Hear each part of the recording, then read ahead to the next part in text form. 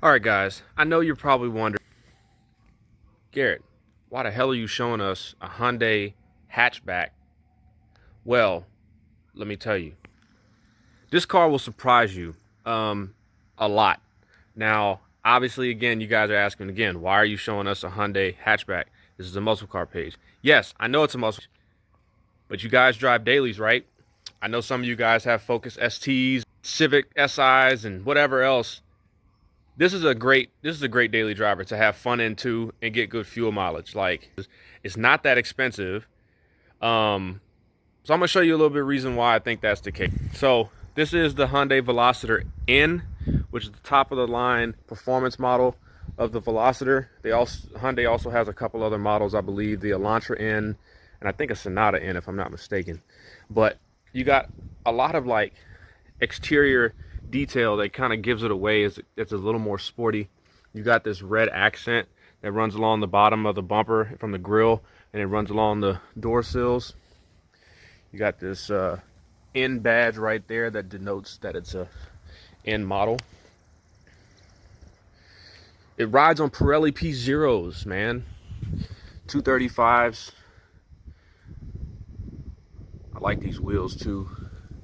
And the weirdest thing about this car though is it's not a two-door, it's a three-door. So it's got a bigger driver door. This driver door is huge. Obviously there's no back door. But if you walk on the passenger side, you've got a smaller passenger door, then you've got the third door right here. So it's kind of funky. So people that don't like things to be unproportional might have a problem with this car because it doesn't have a full four doors. So that's kind of funky. But again, like I said, this car is a blast. Like, the best way to describe this car is, if any of you guys remember like the Lancer Evos, especially like the later years, they were very, very, very low rent when it came to like a lot of amenities in the car. Like the interiors were very, very low rent, very, didn't have a lot going on. They were very driver centric, very performance minded. That's what this car is. There's not much going on in the exterior, right? You've got this really cool, you got this pretty neat spoiler back here with this, I think this is like faux fake carbon fiber. You got a rear diffuser though. It's pretty good looking. There's factory dual exhaust, dual tips, I should say. Sounds really good. But you go into the interior, and this is where I told you it's like kind of like the Lancer Evo. It's very, very low rent, but it's very driver centric, very performance driving. That's where it's going towards. So there's a lot, like the whole interior is nothing but hard plastic. There's no soft touch plastics anywhere in the car. Everything's hard. But the one thing that I will say though about how this interior is put together, despite it being all hard plastics, is that it's very well built. Like, you don't hear a lot of rattles when you go over bumps or anything like that, because this car can ride harsh depending on what setting you have it in. If you put it in the N mode, it gets very, very stiff, and that's just because it's focused on performance at that point. So it gets real stiff, but everything in the interior is just put together so well that it doesn't feel as cheap as it looks, if that makes sense. Like, I've ridden in higher end cars with nicer materials that squeak and rattle more than this car does, which is saying a lot. So you've got this leather wrapped gear shift knob right here. Now this car does come in a manual still, 6-speed manual, but the particular one is in an 8-speed dual clutch, and it is awesome. Like, the shifts are super crisp, just like what you'd expect out of a DCT. Very, very fun car. Great around town. It's not very, intrusive with the shifting, and when you're coming off idle, like letting off the brake at idle, it's not very jerky or anything like that. It's a really smooth DCT.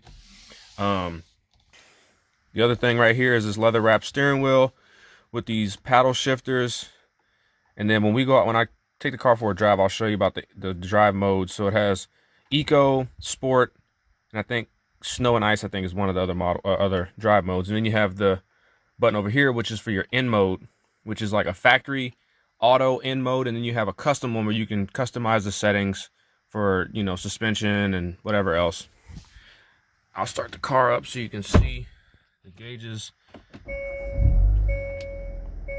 Analog gauges, has the N logo right there on the tack.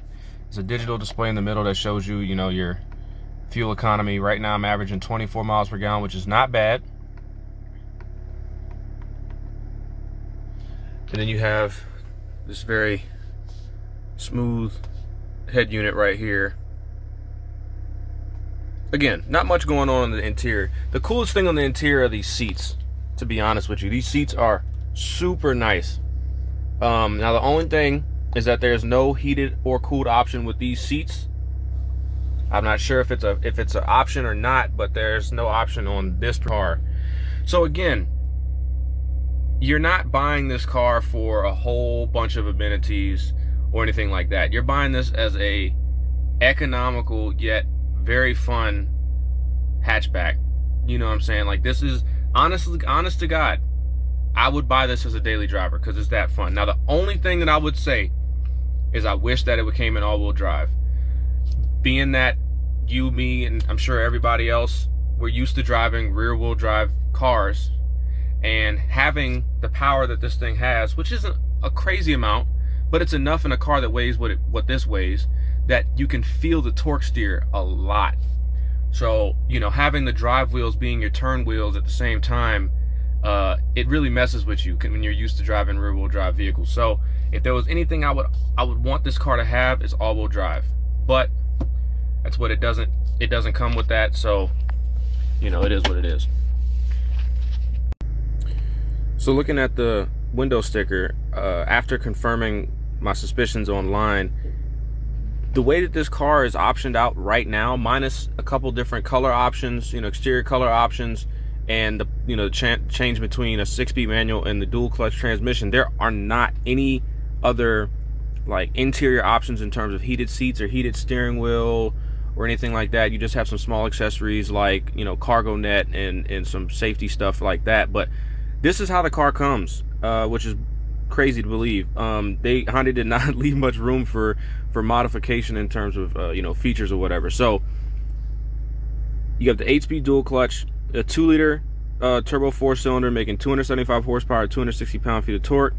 You've got, you know, blind spot monitoring, that kind of stuff, forward collision avoidance, all those, you know, pretty common things you see in cars nowadays. And the total price of this car after, you know, freight and handling is about $35,000, which is not bad for a daily driver. How quick this car is and how much fun it is, for how much it costs. Again, you're not buying, you know, an AMG like I've showed you guys. You're buying a Hyundai Velociter N that's just driver focused and performance focused, that gets good fuel economy. So if you're in the market for a daily driver, highly consider this one. This thing is a blast. Everybody said it was fun, and I agree. One other thing worth mentioning is the back seat space for occupants. Like I mentioned in the past videos, I'm 5'10", so stepping in, you gotta watch your head. But it's honestly not horrible. You know, the passenger seat has plenty of leg room. My feet, yeah, I'm wearing my house shoes. My feet are tucked up underneath the seat, but doesn't have a, you know, you have decent leg room still. Now my head is pretty close to the roof, which it slopes back toward the hatchback, so that's kind of to be expected. But from that, it's really not that cramped, to be honest with you. I wouldn't want to ride back here forever, but it's not bad. You got cup holders. There's no pull down armrest, so that's one thing to note.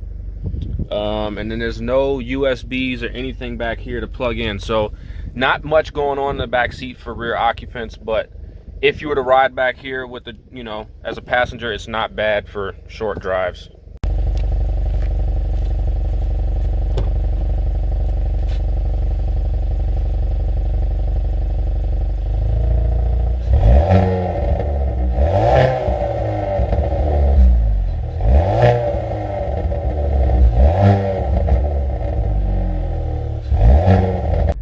I hope you guys enjoyed this video, and I'll catch y'all next time. Peace.